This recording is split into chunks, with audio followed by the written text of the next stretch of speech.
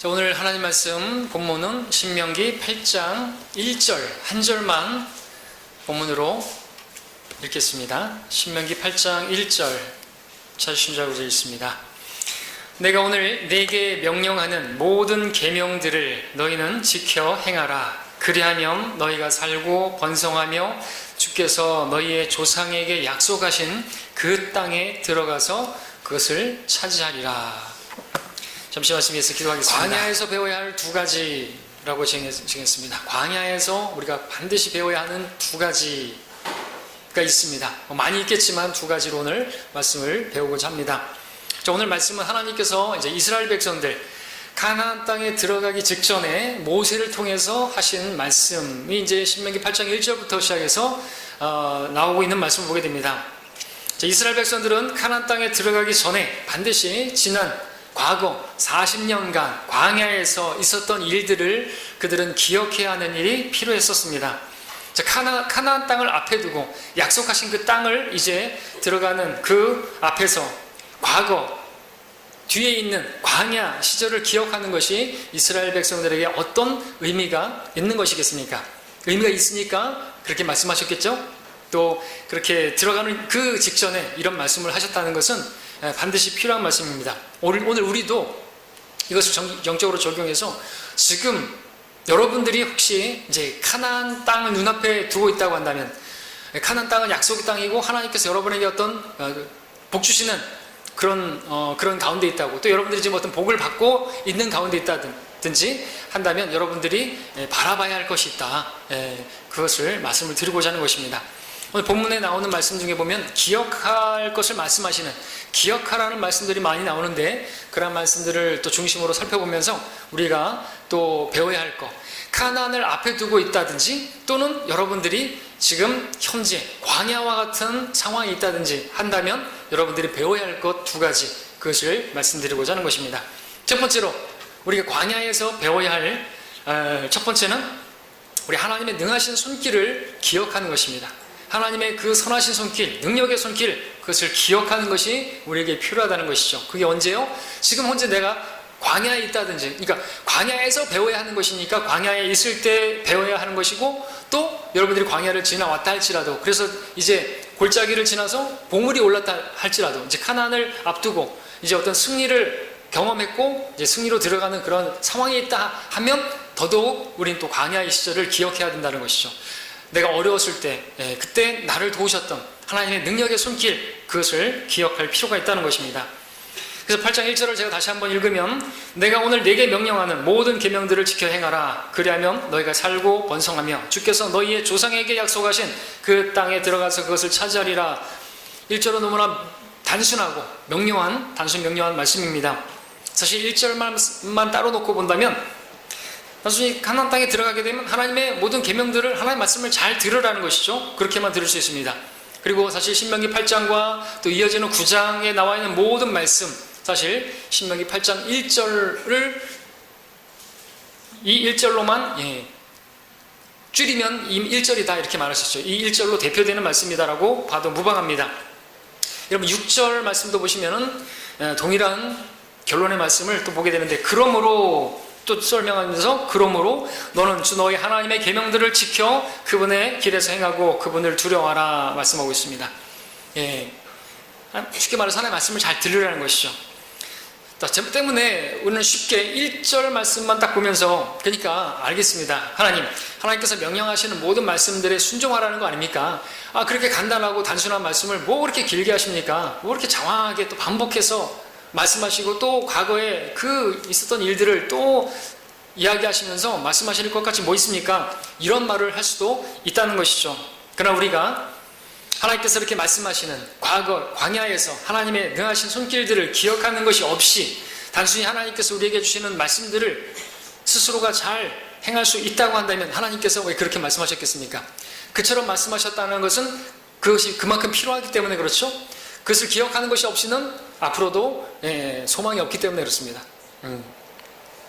자, 하나님께서 우리를 잘 아시고 이처럼 성경을 기록하셨는데, 어떤 사람들은 성경이 왜 그처럼 기록되었는지, 왜 그처럼 반복해서 기록되어 있고 또 왜 과거를 돌아보면서 그 그 이야기들을 자꾸만 또 떠들어보는지 이해하지 못하는 사람들이 있을 수 있을 것입니다. 왜냐하면 그들은 자신이 어떤 사람인지를 잘 모르기 때문에 그렇죠. 근데 하나님께서 우리보다 우리 자신을 잘 알기 때문에 이러한 말씀을 주시는 것이니까 오늘 우리도 이 말씀을 잘 받으시고, 그러면 여러분들이 또 하나님의 말씀에 순종하시고 또 하나님의 말씀을 따르는 데 있어서 또 하나님께서 여러분들을 잘 되게 하시고 복 주시는 일에 여러분들 들어서게 되실 겁니다.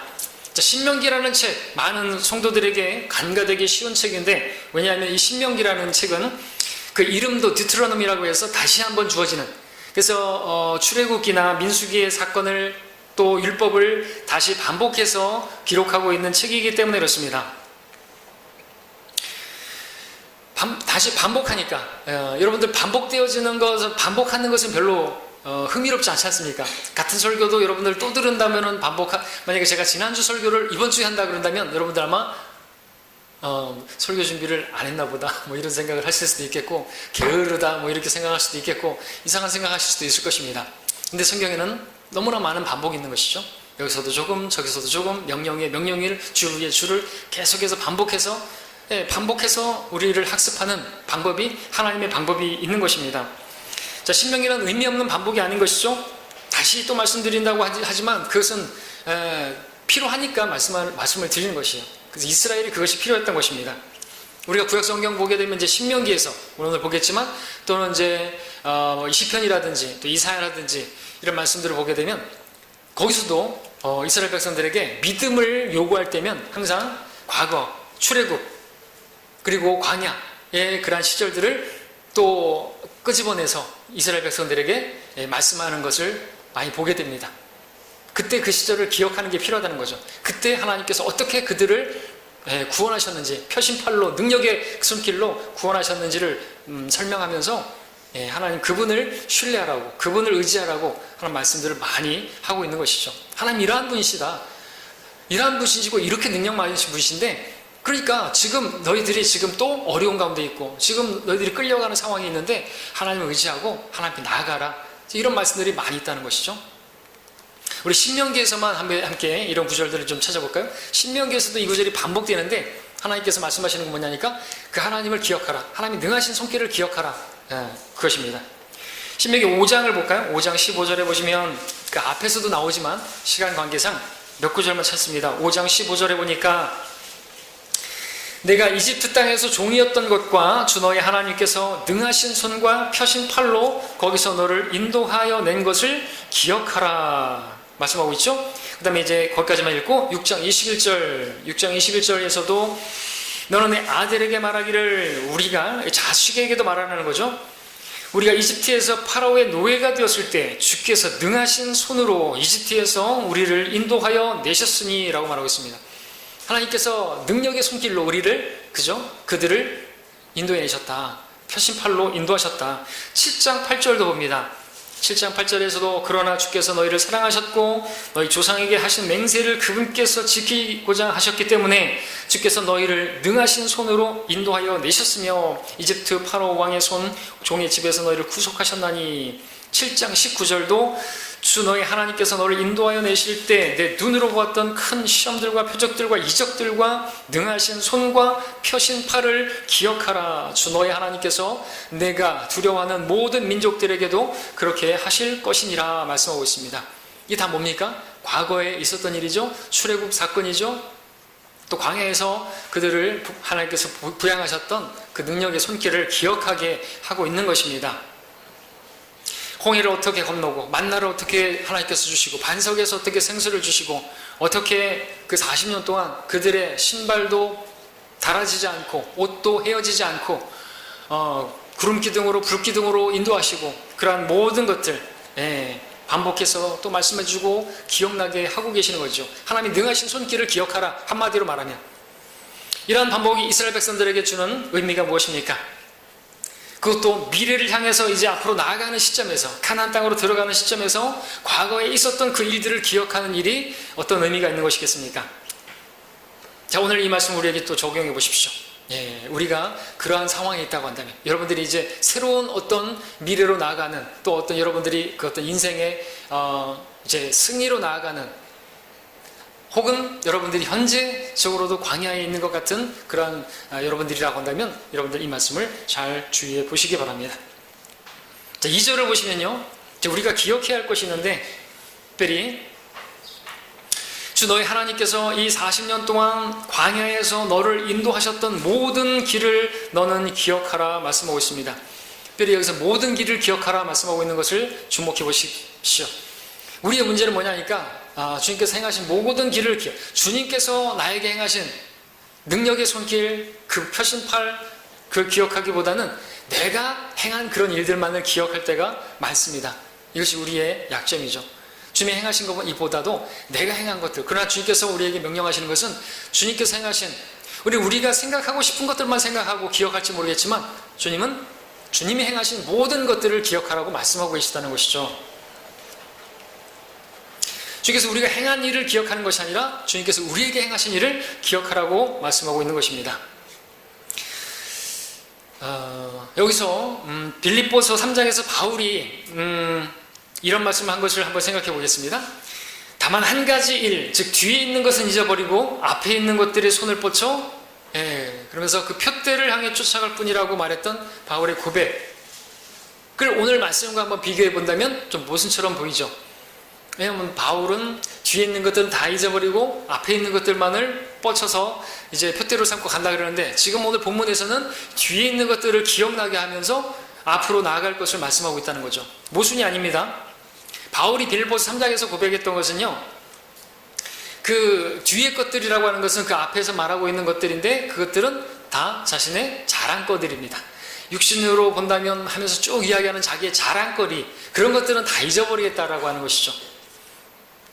왜냐하면 그것들이 주님을 향해서 주님을 표대로 삼고 달려가는데 방해물이 될 뿐이기 때문에 그렇습니다. 그래서 바울은 그러한 자기의 자랑거리들, 자기를 높일 만한 것들은 다 내려놓겠다, 다 잊어버리겠다고 말하는 것입니다. 그렇다고 바울이 과거에 지금까지 인도하셨던 하나님의 선하신 손길까지 다 잊어버리고 앞만 보고 가겠다, 그런 말은 아닌 것이죠.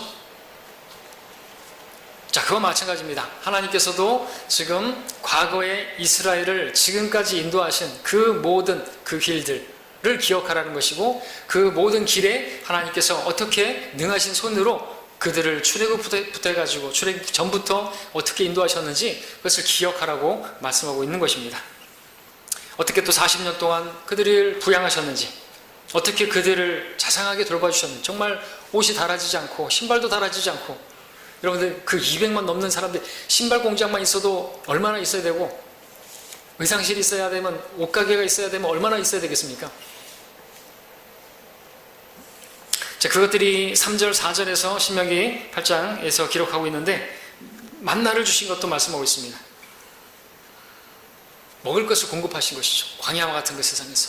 오늘날 우리도 마찬가지입니다. 이 광야 같은 세상에서 우리에게 양식을 공급하시는 분은 주님이신 것이죠. 사람들이 뭐 이렇게 만들어서 한 게 아니라 하나님께서 다 주신 것이에요. 비를 내려주지 않으시면, 햇볕을 주시지 않으시면 곡식이 자랄 수가 없고요. 물고기를 사지만 그것은 하나님께서 공짜로 주신 것이에요. 그것은 다 인건비고 수송비고 그런 것이지, 고등어는 고등어 값이 아니란 말이죠. 하나님이 거저 주신 거예요. 고등어, 참치, 뭐 우리가 먹는 여러분들 다 그 배송비, 인건비고 잡는 데 드는 그것이지, 하나님 다 주신 거예요. 안 주시고 하나님께서 조금만 기후를 나쁘게 하면 다 죽어버려요. 그죠? 조금만 온도가 높아버리거나 그러면 다 죽어버린단 말이죠. 자, 우리도 이것을 잊지 말아야 되는 것은, 지금 내가 있는 것은요, 나의 나된 것은 다 하나님의 은혜고, 하나님께서 능력의 손으로, 그죠? 그리고 우리가 과거에 나를 구원하시기 위해서, 오늘 아까 말씀받던 것처럼 표신팔로 너희들을 구원하셨다 그랬는데, 우리도 생각해보면 주님께서 십자가에서 어떻게 죽으셨어요? 표신팔로 우리를 구원하셨지 않습니까? 이스라엘도 능하신 손과 표신팔로 그들을 구해내셨다 그랬는데, 우리도 문자적으로 그렇게 구원받았잖아요. 표신팔로 구원받으셨어요. 능하신 손이죠. 하나님께서, 능력 많으신 그분께서 십자가에서 우리를 구원하셨단 말입니다. 세상에 보면 참 그것은 지혜롭지 않아 보이고 모순처럼 보이는데, 그와 같은, 근데 우리는 그것을 알죠. 그것처럼 지혜로운 것도 없고 그것처럼 놀라운 사랑도 없는 것입니다. 그 능력 많으신 그분께서 다른 방법으로도 구원할 수 있는데, 우리가 죄인이기 때문에, 우리 죄들을 처리해야 되기 때문에 우리를 대신해서 심판받으시고 우리가 받을 벌을 대신 받으심으로써 우리에게 의를 전가해 주신 방법이었던 것입니다. 자, 그래서 우리는 이것을 잊지 말아야 되는 것이죠. 하나님의 능하신 손, 펴신 팔, 그것을 기억하고 지금까지 나를 인도하신 그 자비로우신 손길을 이런 잊지 말아야 하는 것이죠. 이것을 잊지 않는 것이 중요한 것은 하나님의 그 같은 손길이 오늘도 동일하게 나에게 임한다는 것을 가르쳐주고 있기 때문에 그렇습니다. 주님께서 한번 과거에 그렇게 우리에게 손을 내미시고 그렇게 능력의 손길을 보이시고 많은 그런 분이 아니라 항상 그러하신 분이시고 앞으로도 그러하신 분이고 항상 우리와 함께 하시는 분이다라는 것을 알게 하는데, 그것은 과거에 나와 함께 하셨던 주님을 과거에서 우리가 찾을 때 현재도 나와 함께 하시는 주님을 의지할 수 있게 되고 앞으로도 계속해서 의지할 수 있게 되는 것이거든요. 자, 오늘 모세가 다시 한번 이스라엘 백성들의 과거를 설명해 줄 때 그들은 다시 새롭게 주님을 기억하게 되었고, 주님을 의지하게 되었고, 또 주님을 신뢰하게 되었고, 그럴 때 그들은 주님의 말씀에 순종하고 따를 수가 있는 것이죠. 이제 가나안에 들어가게 되면 이렇게 저렇게 하라, 다 따를 수가 있는 거 아닙니까? 내가 생각할 때는 그래서는 안 될 것 같고, 여리코 이제 함락해야 되는데 무슨 뺑뺑이를 그렇게 돌고, 그건 안 될 것 같고, 아닌 것이죠. 그죠?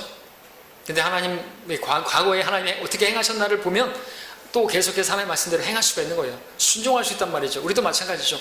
우리가 그렇게 돌아보면 어떻습니까? 그때 내가 다 내려놨더니 하나님께서 나에게 평강을 주시고 놀랍게 어떤 문제들을 해결해 주시고, 그죠? 어떤 기적적인 방법은 아닐지라도 원리는 똑같아요. 내가 하는 것을 내려놓고 그랬을 때 하나님이 행하셨을 때 내가 행한 것보다 내가 할 수 있는, 내가 하려고 또 내가 했을 때 어떤 이루어진 것보다 이루어지지도 않겠지만 하나님이 놀랍게 행하시고 더 풍성하게 행하시는 것들을 우리가 경험하게 되지 않았습니까? 그것들을 추억하면서 우리는 다시 주님을 또 신뢰할 수 있습니다. 나 자신을 십자가에 못 박고 내가 하려는 것들을 내려놓고 주님을 온전히 의지하고 맡길 때 하나님께서 그 모든 상황에서 인도해 주시고 해결해 주시는 것들을 우리가 경험하게 된다는 것이죠. 이스라엘이 그렇게 그런 다짐을 갖게 되는 것이, 그런 말씀을 들을 때 그랬었지. 매우 중요합니다. 왜냐면요, 우리 사람들은요 자주 하나님께서 행하신 것들을 잊어버리기 때문에 그렇습니다. 그리고 지금의 나 된 것이 마치 내가 의로워서, 내가 대단해서, 내가 잘해서 지금의 내가 된 것처럼 생각하는 경우가 많이 있기 때문에 그렇습니다. 그리고 마귀는요 성도들로 하여금 이렇게 미혹하고 넘어뜨릴 뿐만 아니라 자꾸만 잊어버리게 만들기 때문에 그렇습니다. 잊어버리게 만들게. 모든 것이 주님의 은혜고 주님의 손길이고 그런 것인데도 불구하고 마치 구원받은 것도 내가 잘나서 그때 내가 뭘 어떻게 해서 구원받은 것처럼 아닌 것이죠. 또 말씀드리지만 우리가 구원받은 것은요, 우리는 자랑할 게 아무것도 없는 사람들이에요. 세상 사람들이 우리에게 너희들은 참 나쁜 놈들이다 라고 말해도 할 말이 없는 사람들이에요. 왜냐하면 우리는 내가 내 지은 죄 때문에 내가 지은 죄 때문에 내가 그 죄에 대해서 심판받고 형벌 받아야 되는데 그거 받기 싫어서 주님께 죄를 뒤집어 씌운 사람들이에요. 그렇잖아요. 나는 그 심판받기 싫어서 그 내 죄를 주님께서 담당하시라고, 내 모든 죄를 가져가시라고 뒤집어 씌우고 나는 그 죄에 대해서 면하게 되었고 그래서 구원받게 된 것이에요. 근데 그런 우리가 무슨 자랑할 게 있습니까? 근데 마치 그렇게 구원받은 내가 마치 내가 대단한 것처럼, 내가 그거를 믿어준 것처럼, 또는 뭔가 나니까 믿었지 그런 생각을 할 수도 있단 말이죠. 근데 그런 거 전혀 없잖아요. 여러분들 전혀 그런 생각 안 하십니까? 저만 그렇게 생각하는 거 아니죠? 저도 그렇게 생각 안 합니다만, 아니 생각해 보십시오. 근데 우리는 어떤 사람들처럼 거듭남 죄사함의 비밀 그러면서 자기가 뭔가 대단히 깨달은 것처럼 십자가의 그 대속을 대단한 무슨 뭐예요? 미적분 푸는 것처럼 그렇게 해서 풀어진 것처럼 내 지혜가 참 대단하다. 구원받는 그거를 저 사람들은 모르지만 나는 그걸 깨달았다. 무슨 산수 문제를 해결한 것처럼 자기를 대단하게 생각하는 사람들이 있을 수 있다는 거죠. 그러면 안 되잖아요. 그죠? 우리는 그 펴신 팔을 기억해야 되고 그 능하신 손길을 기억하고 하나님께서 값없이 우리에게 주신 것들을 생각하면 우리 자랑할 게 아무것도 없고 또 그런 사람들인데, 그래서 우리는 하나님을 기억해야 된다는 거죠. 자, 오늘 본문에서 모세는 계속해서 하나님을 기억할 것을, 하나님을 잊어버리지 말 것을 계속해서 말씀하시는데, 여러분들 11절도 보시면 그 뒷부분에 주 너희 하나님을 잊지 않도록 주의하라 말씀하고 있습니다. 우리가 주의하지 않으면 자꾸 하나님 잊어버리는 거예요. 그리고 여러분들 가나안 땅에 들어가게 되면 또 경고하는 게 뭡니까? 거기에 들어가면 너희들이 의로워서 너희들이 잘나서 그 가나안 땅에 그 젖과 꿀이 흐르는 것들을 먹고 마시면서 마치 너희들이 대단해서 지금 그걸 누리고 있다고 착각하지 말라고, 하나님께서 다 해주신 것이라고 그것을 이렇게 좀 말씀하는 걸 보게 됐죠. 14절도 보시면 종의 집 이집트에서 너를 인도해내신 주 너의 하나님을 내가 잊어버릴까 함이라 반복해서 말씀하는 거예요. 자꾸만 잊어버릴까 봐. 우리 신약에 우리도 주님께서 기억하라고 말씀하시는 것 중에 뭐가 있습니까? 특별히 교회에게 의식까지 주면서 주의 만찬식을 해가면서 기억하라 무엇을요? 십자가에서 표심팔로 우리를 구원하신 거 잊지 말라는 거죠. 내가 구원받은 건 그분의 표심팔로 구원받은 거고 은혜로 구원받은 것이고 자랑할 게 없고 하나님의 능하신 손길을 기억하는 거죠. 나 같은 죄인을 살리신 그 죄의 종된 세상에서 그렇게 방탕하게 살다가 그런 나를 불쌍히 여기시고 구원하신 그분을 잊지 말라고 말씀하시는 것이죠.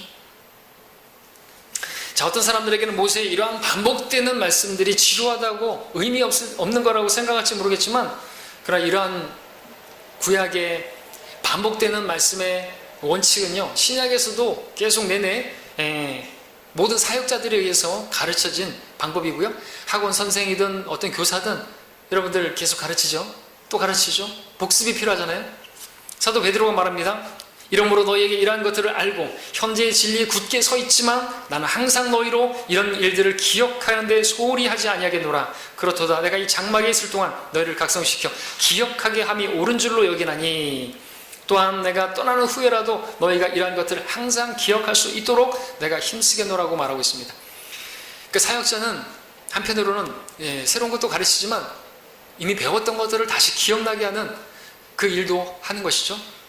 그게 사역자입니다. 베드로도 그랬고 바울도 그랬고 지금 모세도 그렇게 반복해서 과거의 일들을 기억하게 해주는 일을 어떻게 보면 좀 식상할 정도로 계속해서 반복하는 것을 보게 되는 것이죠. 어쩌면 제가 지금 설교하면서도 또 반복되는 내용을 계속할 수도 있어요. 그러나 여러분들이 그것을 지루하게 생각하거나 왜 반복하냐고 따질 게 아니라는 것입니다. 하나님의 방법이기 때문에 그렇죠. 사역자는 기억나게 하는 것이 하나님의 손길을 기억나게 하는 것이에요. 자, 그렇다면 마귀는 하나님의 손길을 잊게 만들겠죠? 하나님의 행하신, 하나님의 그 이루신 일들, 그 모든 길들을 잊어버리게 만들고, 그러면 남는 건 뭐만 있으면? 나만 남는 거예요. 하나님이 행하신 것이 아니라면 지금까지 내가 살아온 것, 내 능력으로 행한 것이라고 말하는 것밖에 안 남겠죠. 그렇기 때문에 모든 사역자들은 그것을 잊지 않도록 지속적으로 반복해서 이야기를 하고 있는 것입니다. 과거를 다시 새롭게 기억하고 되새기는 일, 이스라엘 백성들에게만 필요했던 것이 아니고 베드로가 사역하던 그 초대교회 성도들에게만 필요했던 것이 아니라 오늘 우리에게도 동일하게 필요하다는 것이죠. 과거에 여러분들이 죄의 종로로 타고 있었을 때도 그 기억하는 게 필요하고, 그때 여러분들이 얼마나 비참했었는지를 기억하는 것이 필요하고요. 주님께서 나를 어떻게 구원하셨는지 그것을 계속해서 기억하는 것이 필요하고, 그래서 우리가 매 주일마다 모여서 찬양하는 찬양에 뭐가 있습니까? 나를 구원하신 그분의 사랑, 그죠? 그 노래하는 거 있지 않습니까? 잊지 말아야 되거든요. 왜냐하면 그것도 최소한 일주일에 한 번 주일마다 모여서 그 찬양을 부르고 또 말씀을 우리가 계속해서 살펴보고 하는 건 그만큼 우리가 자꾸만 잊어버리는 망각에, 또 마귀가 거기에서 역사하니까 자꾸 말씀을 두둑질해가고 말씀을 이렇게 새들이 빼앗아가는 것처럼 빼앗아가기 때문에 그렇습니다. 베드로나 모세나 바울이나 사역자들은요, 하나님의 백성들이 얼마나 자주 하나님께서 행하신 그 귀한 일들을 자주 잊어버리는지 잘 알고 있었던 것입니다. 사람들을 잘 알고 있었던 것이죠. 때문에 과거에 이미 경험해서 알았던 일들을 계속해서 기억나게 하는 일이 필요했던 것입니다. 이처럼 우리에게도 과거에 경험했던, 이미 알았던 하나님 말씀을 반복해서 학습하는 일은 필요한 것입니다. 근데 어떤 사람들은 이렇게 말할지 모릅니다. 뭔가 새로운 것을 말해줄 수 없겠나? 매번 동일한 주제의 말씀들을 계속해서 이야기하는 것은 식상하고, 그런 말씀들은 많이 들어왔으니까 이제 21세기에 새로운 패러다임의 어떤 그런 메시지를 전해줄 수 없겠는가? 이렇게 말할 수 있을지도 모르겠습니다. 질려서. 근데 여러분들 조심해야 될 것이 있습니다. 우리가 크게는 이 광야와 같은 세상에서 하나님께서는 하나님 말씀으로 사는 법을 배우게 하시는데, 그 말씀을 상징하는 게 뭐였습니까? 이스라엘이 만나였죠. 처음에 그들 만나를 봤을 때 어땠어요? 이것이 무엇이냐? 그런 의미로 감탄사로 이것이 무엇이냐 였는데요. 나중에는 이게 뭐야가 되어버렸어요. 그러니까 우리 그런 표현 있잖아요. 갑자기 놀라운 일을 발견했을 때 뭐야 막 그러죠. 뭐야 근데 나중에는 뭐야, 또는 똑같은 건데 자기가 볼 때는 마음에 안 드는 건 뭐야 이렇게 되죠. 만나가 그거예요. 이게 뭐야 이거예요. 맨 처음에는 이게 뭐야 그랬는데 나중에는 이게 뭐야, 먹긴 먹겠는데, 배고파서 먹긴 먹겠는데 이게 뭐야. 사실 만나라는 것은 하나님께서 부르신 게 아니라 사람들이 부른 거예요. 예, 우리도 조심해야 되는 거죠. 맨 처음에는 아버지의 말씀은 진리니이다 그랬는데 나중에는 아버지 말씀은 진리니이다 이렇게 돼버립니다. 그러면 안 되는 거거든요. 광야에서 배워야 될 거예요. 하나님 말씀으로 사는 법을 배워야 되는데 자꾸만 새로운 것을 요구하면 안 되는 거죠. 근데 그것도 시험이에요. 하나님께서 얼마든지 하나님께서 다른 방법으로 만나로가 아니라 다르게 이렇게 갖가지 요리로다가 주실 수 있는데 시험하신 거라는 거죠. 순종을 시험하신 것이고, 자, 이스라엘 주께서 이집트와 홍해 광야에서 자기들을 위해서 행했던 그 일들을 듣는 것이 실증낼 수 있는 일이겠습니까? 결코 그럴 수 없죠. 그러한 주제들은 언제 들어도 기쁘고 늘 들어도 새로워야 될 것입니다. 오늘 우리에게도 마찬가지입니다. 사실 성경은 2000년 동안 동일한 말씀들을 성도들에게 주고 있습니다. 동일한 권면과 동일한 경고를 주고 있습니다. 동일한 말씀으로 양육시켜주고 있습니다. 어떤 사람들은 오늘날 이러한 말씀들보다는 새로운 어떤 세상의 어떤 것들을 이야기하면서 세상의 것들을 가지고 오면서 하나님의 말씀과 짬뽕을 해갖고 이야기하는 그런 사람들도 있지만 그것은 하나님의 요구가 아닌 것이죠. 자, 그러한 하나님의 말씀의 권면은요, 그리고 우리에게도 늘 새로워야 하고 또 늘 적용되어야 할 말씀들인 것이죠. 무엇보다도 우리에게 있어서 그리스도의 보혈과 십자가를 통한 구원의 진리는, 또 계속해서 붙들어야 할 십자가의 진리는 언제 들어도 새로워야 하고 또 그것을 계속해서 붙들어야 되는 것입니다. 지난주 말씀드렸던 것처럼 십자가는 우리를 구원하는 데만 필요한 것이 아니라 계속해서 우리가 붙들어야 할, 또 져야 할 십자가인 것입니다. 그럴 때 거기에 승리가 있으니까. 자, 이스라엘, 그들은 뛰어나고 훌륭하고 그래서 그들이 이집트 출애굽하고 홍해 건너고 광야 지나온 게 아닙니다. 모든 것이 주님의 은혜입니다. 백성들의 옷이 해지지도 않고 발이 부트러지지도 않고 그 모든 것이 하나님이 돌봐주신 능하신 손에 의한 것입니다. 하나님께서 백성들을 먹이신 것뿐만 아니라 입히시고 돌보시고 인도하신 모든 것들, 자, 이러한 것들을 기억하는 사람이 지금 자신이 있게 된 것이 오직 하나님의 은혜요 능하신 손길에 의한 것이라고 믿고 또 계속해서 하나님을 바라보게 되죠. 그리고 또다시 자기 앞에 어떤 놓인 크고 두려운 광야와 같은 그런 문제 앞에서도 주님을 신뢰하고 주님만께 온전히 맡기게 되는 것입니다. 자, 오늘 가나안 앞에 여러분이 서 있는 분 계십니까? 승리를 이루어서 이제 여러분들 어떤 복의 그런 길로 들어서신 분 계십니까? 그렇다면 더더욱 여러분들 지금까지 인도하신 하나님의 손길을 기억해 보시기를 바랍니다. 또 오늘 다시 여러분들이 광야와 같은 어려운 상황을 만난 분 계십니까? 그렇더라도 여러분들 지금까지 인도하신 하나님의 손길을 여러분들 기억하시기를 바랍니다. 그럴 때 여러분들 주님 의지할 수 있고 그 광야와 같은 상황에서 여러분들 건지시고 높이시는 것을 보게 되실 것입니다. 이것이 광야에서 저와 여러분들이 배워야 할 첫 번째 사실입니다. 두 번째, 광야에서 우리가 배워야 될 것이 있다면 그것은 겸손케 되는 것입니다. 겸손케 되는 것을 배워야 됩니다. 자, 주님께서 이스라엘 백성들 광야에서 배고프게 하셨습니다. 그들은 광야 어디에서도 양식을 구할 수가 없었습니다. 근데 그러한 극한의 상황으로 그들을 이끄신 것은 목적이 있는데 봐도 그들을 겸손케 하시기 위해서, 그들에게 겸손을 배우게 하시기 위한 것이죠. 8장 2절을 보시면 주 너희 하나님께서 이 40년 동안 광야에서 너를 인도하셨던 모든 길을 너는 기억하라. 이는 너를 겸손하게 하시고, 이는 왜냐하면 겸손하게 하시고 시험하사 내가 주의 계명들을 지키는지 그렇지 않은지 내 마음속에 있는 것을 알려 하심이라 말씀하고 있습니다. 16절에서도 주께서는 광야에서 내 조상이 알지 못하는 만나로 너를 먹이셨으니 이는 주께서 너를 겸손하게 하시고 시험하시어 종국에 가서는 내게 선을 행하려 하심이라 말씀하고 있습니다.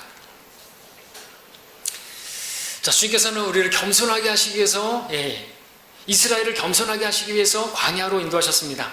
그러니까 오늘 우리에게도 광야와 같은 상황을 만났다면요, 나로 겸손하게 하시기 위해서, 여러분들 바울에게 하나님께서 육체에 가시를 허락하신 것도 그가 자고하지 않게 하시려고, 교만하게 되지 않게 하시려고, 하나님만 의지하면서 사역하게 하시려고 그 육체에 가시를 허락하신 거 아닙니까? 마찬가지라는 거죠. 우리에게도 오늘 어떤 어려운, 정말 두려운 상황을 만났다면 내가 그동안에 너무 내가 대단한 것처럼 그렇게 자만했던 것이 아닌가 돌아볼 필요가 있는 것입니다. 자, 그럴 때 겸손하게 될 때, 하나님께서 겸손하게 만드시는 목적이니까 가나안 땅에 들어가더라도 자기들이 마치 자기가 잘난 것처럼 그렇게 돼서 된 것도 아니라는 것도 알게 하실 뿐만 아니라 계속해서 아까 신명기 8장 1절에서 말씀하셨던 것처럼 계속해서 하나님의 말씀을 따르고 계명들을 순종하고 그러려면 필요한 게 뭡니까? 겸손이라는 것이죠. 겸손하게 되지 않고서는 하나님의 말씀을 따르지 않습니다. 하나님의 명령에 순종하지 않습니다. 하나님의 계명을 순종하지 않습니다. 교만한 사람이 어떻게 하나님의 말씀을 순종합니까? 자기 생각, 자기의 어떤 그런 하나님의 말씀에 치워버리고 높여놓은 모든 것들을 붙들고 있는 사람이 어떻게 순종할 수 있냐는 것이죠. 자, 사람은 그대로는 겸손할 수 없습니다. 사람은 겸손할 수 없습니다. 높아지길 뿐이죠. 높아지려고만 하죠. 인류 역사의 시작은 탑을 쌓는 것부터 시작됐죠. 자기를 높이는 것입니다. 자기 이름을 높이는 것. 지금 세상 사람들은 자기 이름을 높이기 위해서, 몸값을 높이기 위해서, 연봉을 높이기 위해서, 자기가 유명하게 되기 위해서 그렇게 살아가고 있는 것이 모든 사람들의 특징인데, 그리스도인들은 어떤 사람들입니까? 겸손을 배워야 되는 사람들이에요. 겸손. 근데 겸손하게 되기 위해서도 자신이 어떤 사람인지를 알기 위해서라도 과거에 광야에서 자신들이 어떠했는지를 기억하는 게 필요하다는 것이죠. 그래서 주님께서는 이스라엘 백성들에게 자신들이 행한 그 일들을 기억하려거든 과거에 어떻게 그들이 정말 완고하고 정말 형편없고 정말 교만하게 행했는지, 어떻게 원망하고 불평했고 하나님을 거슬러서 진노했는지 그런 것들을 기억하게 하십니다. 신명기 9장 7절 보실까요? 기억하려거든요. 그걸 기억해요. 과거에서 자신들이 뭐 대단한 그런 것이 아니라 이런 것들을 기억해야죠. 9장 7절에 네가 광야에서 말하는 겁니다. 과거에 어떻게 주 너의 하나님을 진노케 하였는지 기억하고 잊지 말지니 내가 이집트 땅에서 출발한 날부터 너희가 이곳에 오기까지 너희는 주께 거역해 왔느니라. 기억해야 될 게 과거에서, 광야에서 기억할 것, 하나님이 능하신 손을 기억해야 하고요. 그리고 광야에서 내가 어떻게 주님을 거슬러서 대적했고 얼마나 교만하게 행했는지를 기억하는 게 필요한 것이죠. 왜? 그럴 때 내가 어떤 사람인지를 정확하게 알게 되고 내가 그럴 때 겸손하게 낮아질 수가 있기 때문에 그렇죠. 근데 이것을 기억하지 못한 사람들은 자기가 현재 어떤 가나안 앞에 들어가는 그 시점에서 내가 잘나서 이제 들어가게 되는 것이고, 내가 있는 것은 내가 능력이 있어서, 내가 잘 선택해서, 내가 그래도 지혜로워서 이런 그런 지금 복을 누리는 것이다 생각할 수 있다는 것입니다. 착각하지 말아야 되는 거예요. 우리 한번 돌아보십시오. 여러분들 지금 구원받고 난 이후로 날로 계산했을 때, 여러분들이 주님께 순종한 날들을 계산해 봤을 때 순종한 날들이 더 많아요? 불순종한 날들이 더 많아요? 시간으로 따진다면 순종한 시간들이 더 많아요? 불순종한 시간들이 더 많아요? 나는 순종한 시간들이 더 많고 순종한 날들이 더 많다, 그렇게 말씀할 수 있는 분은 예수님밖에 없어요. 아버지께 순종해서 이 땅에 오셨을 때. 그 외에는요, 이스라엘 백성들 보면 이게 평가가 우리의 평가예요. 우린 정말 우리 자신을 보면 한심하죠. 정말 어떤 승리를 거두었고 막 그랬는데 바로 다음에 화평이 깨져버리고 완전히 불신자 같은 모습을 보이고 원망하고 불평하고 성질내고 그런 모습들이 우리 아닙니까? 식사 기도하면서 감사하면서 기도하고 나서 바로 눈 뜨자마자 이게 뭐야 반찬이? 한 예를 들었지만 그렇습니다. 자, 사람이 교만하다는 것은 자기가 누구인지를 잊어버리기 때문에 그런 거예요. 처음에 홍해를 건넜을 때 그들 막 찬양하고 탬버린 치고 그럴 때만 해도 정말 그들은 주님을 잘 따를 것이고 주님을 잘 섬길 것처럼 그렇게 보였습니다. 근데 광야라는 40년 기간 동안 이스라엘 백성들은 그들이 얼마나 불순종을 했는지, 얼마나 목이 곧은 백성들인지를 여실히 보여줬어요. 그러한 시간들을 통해서 자신들이 어떤 사람들인지 하나님께서는 또 알게 하신 것이죠. 결과적으로. 그래서 그들로 하여금 뭘 기대하신 거예요? 겸손하게 되기를. 우리는 여기서 신명기 8장 9장에서 뿐만 아니라 이러한 하나님의 마음을 계속해서 발견하게 되는데 8장 14절도 보십시오. 아까 읽었던 부분이지만 다시 한번, 내 마음이 높아져서 이집트 땅 종의 집에서 너를 인도해 내신 주 너의 하나님을 내가 잊어버릴까 함이라 말씀하고 있습니다. 마음이 높아져서, 교만한 마음. 교만하게 되면 언제나 그 사람은 하나님의 능하신 손길, 하나님께서 인도하신 것을 새까맣게 잊어버리고 대신 그 모든 일을 자기가 행한 것처럼 그렇게 자기를 속입니다. 그러므로 이스라엘 백성들은 가나안 땅에 들어가기 전에, 바로 그 직전에 그 모든 일들을 기억하게 하셨던 하나님 참된 이유는 그들이 자기의 능력으로 된 건 아무것도 없다는 것을 정말 뼈저리게 시인하게 되기를 바란 거죠. 8장 17절도 또 내가 내 마음에 말하기를 내 능력과 내 손의 힘으로 내게 이 재물을 가져왔노라 하지 못하게 하려는 것이라. 내 능력, 내 손, 또 자기들의 어떤 의로움, 정직함 아니라는 거죠. 그것 때문에 차지한 게 아니라는 거죠. 9장 4절도 보시면 주 너의 하나님께서 내 앞에서 그들을 쫓아내신 후에 너는 내 마음에 말하기를 나의 의로움 때문에 주께서 나를 이 땅으로 인도하셔서 이 땅을 차지하게 하셨다 하지 말라, 그렇게 말하고 있습니다. 자, 모세는 이스라엘 백성들에게 마치 자기들이 의롭고 정직하고 대단하고 능력이 있어서 그런 축복을 받았다는 생각을 조금도 하지 말라고 그렇게 폭로하고 있는 것입니다. 사실 그들이 행한 대로라고 하면은 그들은 광야에서 다 죽었어요. 실제로 1세대는 다 죽었잖아요. 그렇죠? 그리고 광야에서 태어났던 그러한 사람들이 지금 이제 들어가거든. 너희 부모들은 그래서 그렇게 됐어. 너희들은 그러지 마, 이거거든요. 그들로 본다면 광야에서 끊어지는 것이 당연한 거예요. 여러분들 9장 24절도 보십시오. 모세가 말하는데 내가 너희를 알던 날부터 너희는 주를 거역해 왔느니라 했습니다. 이게 너무 심한 거 아닌가요? 이 정도로까지 충격적인 지적이지만 이게 모세만의 판단은 아닙니다. 하나님께서 동일하게 말씀하셨는데 앞에 13절 보십시오. 9장 13절. 또 주께서 내게 일러 말씀하시기를 내가 이 백성을 보았노니 보라 목이 굳은 백성이라 그랬습니다. 목이 굳은 백성. 내가 너를 알던 때부터 너희를 주를 거역했다. 실제로 모세를 알던 날부터 그들은 정말 주님을 거슬렀고 모세를 대적했고 그랬지 않습니까? 아까 말씀드렸던 것처럼 우리가 과거를 한번 돌아보면 우리가 순종한 날수, 순종한 시간들보다는 그렇지 못한 날들이 더 많은 것을 우리가 알 수 있습니다. 구원받고 나서 얼마 안 되어서부터 주님을 실망시켜드렸던 모습, 그 세상에서 기웃거리던 모습, 세상의 것들을 즐겼던 그런 모습들 생각한다면 우리는 겸손할 수밖에 없고, 그럼에도 지금 내가 가나안 땅으로 들어가는 것 같은 상황을 만났다면 더더욱 겸손해져야 되는 거죠. 그죠? 여러분들이 어떤 지위를 가졌고 또 좋은 직장을 가지게 되었고 승진하게 되었고 아파트를 더 넓은 평수로 이사를 가게 되었고 그런 상황이 있다면 여러분들 더더욱 겸손하셔야 된다는 거죠.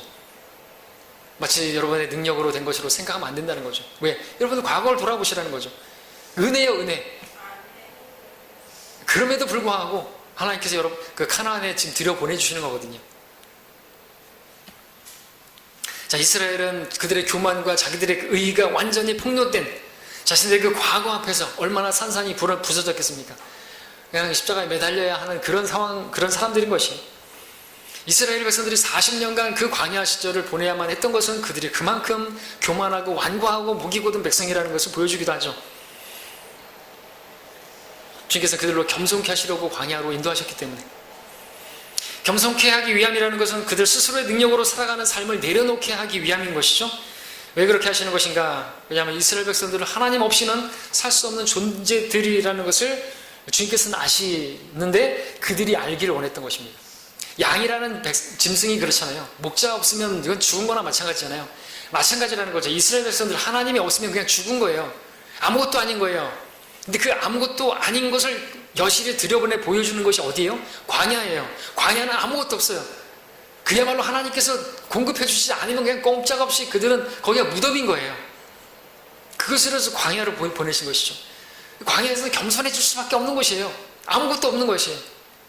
우리 어디로 가야 우리는 감옥에 가야 우리는 겸손해질까요? 감옥에 가면 아무것도 없잖아요. 죄인으로소이다. 주님께서도 말씀하셨죠, 우리에게? 예, 우리가 주님 없이는 아무것도 할 수 없는 이라고. 내게 능력 주신 그리스도를 통해서 모든 걸 할 수 있고, 네, 주님을 떠나서는 우리는 아무것도 할 수 없는, 그걸 고백하는 사람이 겸손한 사람이고, 그것을 배우게 하시기 위해서 우리를, 여러분들에게 광야를 또 통과하게 하기도 하시고 그러는 것입니다.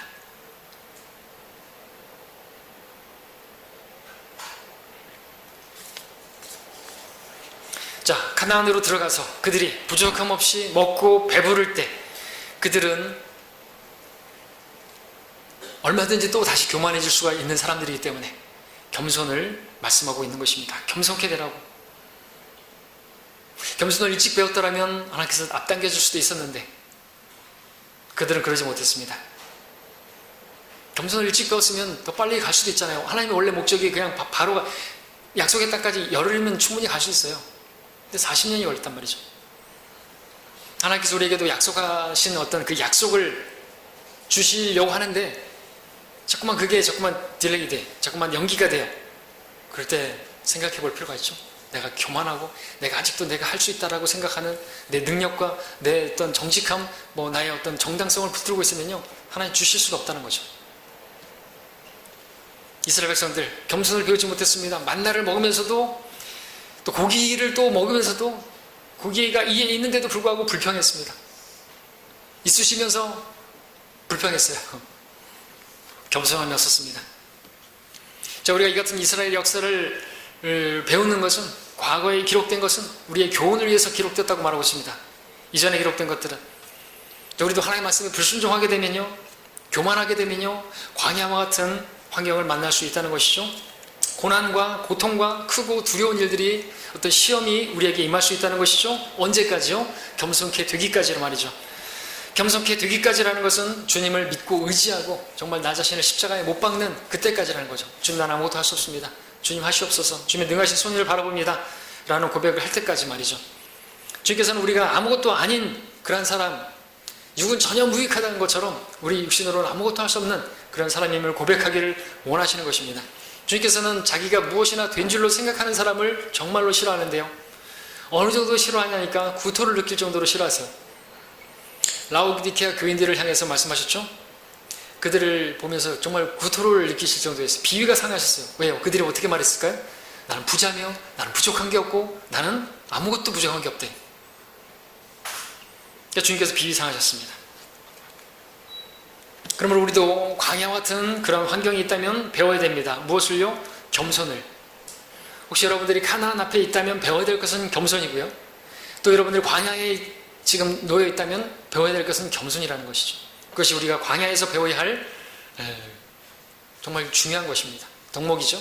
사실 겸손이라는 것은 우리가 구원받은 성도라면 가장 먼저 배워야 될 것이 겸손이잖아요. 주께서 말씀하셨지 않으세요? 나는 마음이 온유하고 겸손하니 나에게 와서 배우라. 우리가 구원받을 때 십자가 앞에 섰을 때 우리는 겸손하지 않을 수 없는 사람들이었잖아요. 죽어 지옥 갈 수밖에 없는 사람들이라는 것을 시인했기 때문에 구원받았잖아요. 그러니까 우리가 제일 먼저 배우게 된 건 사실 겸손이고, 그게 구원받은 우리에게 여전히 필요한 것은, 주님에게서 배울 수 있는 것은 겸손이라는 거예요. 나에게 오라.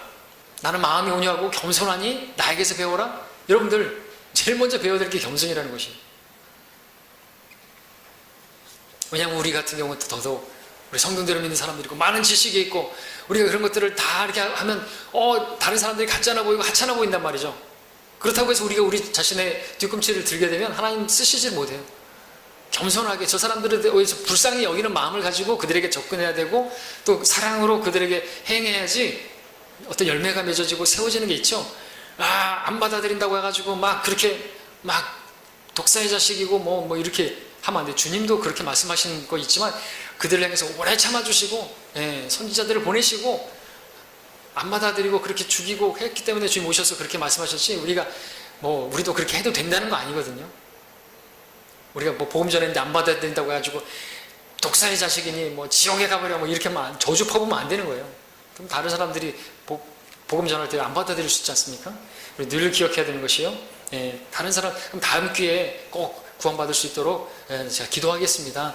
예, 이렇게 말을 하고 다음 기회에도 복음을 들을 수 있는 그런 여지를 줘야죠. 자, 저 여러분이 겸손을 배우게 된다면요, 우리는 쉼을 누리게 될 것입니다. 왜냐하면 그리하면 너희가 너희 혼의 쉼을 얻으리라 말씀하셨기 때문에 그렇죠. 예, 나는 겸손하니 나에게서 배우라. 그럼 너희 혼의 쉼을 얻으리라 말씀하셨어요.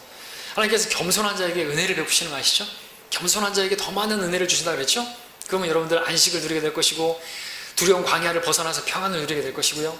예, 특별히 여러분들 가나안 앞에 두고 있다고 한다면 여러분이 하나님께서 약속하신 어떤 기도 응답을 이제 받았고 여러분들이 어떤 뭐 승진을 하고 뭐 아파트 뭐 더 넓은 데 들어가고 그런 상황에 계시다면 더더욱더 여러분들 겸손하셔야 된다는 거예요. 더더욱. 왜냐하면 그때부터 이제 하나님 버려버릴 수 있으니까. 먹고 배부르면 버리는 거예요. 주가 누구냐? 위험한 것이죠. 가장 좋은 때가 가장 위험한 때예요. 그러니까 더 겸손해야 돼요. 더 낮아져야 되는 것입니다. 이 사실을 마음판에 각인시켜야 됩니다. 이것을 이스라엘 백성들이 가나안 땅에 들어가는 그들이 마음에 새겨야 할, 그리고 반드시 배워야만 하는, 과거에서 배워야 하는, 여러분 과거를 통해서 아무것도 배우지 못하는 민족은 소망이 없다 그러죠? 과거에서 배워야 되는 것이에요. 결론적으로 자, 오늘 우리는 이 세상에서 사는 동안 정말 광야를 통과해 왔고 우리는 약속의 땅으로 가는데 여전히 광야 같은 삶을 살 수도 있습니다. 삶은 여전히 어렵고 기쁨은 고사하고 화평마저 사라지고 원망 불평이 흘러나오는 그런 삶이 사실 광야 같은 삶이라고 할 수 있지 않습니까? 그러나 우리가 그 광야와 같은 삶을 벗어나고 이 땅에서도 우리가 하나님 나라에서 누리는 화평과 기쁨을 누리는 삶을 얼마든지 살 수가 있는 것입니다.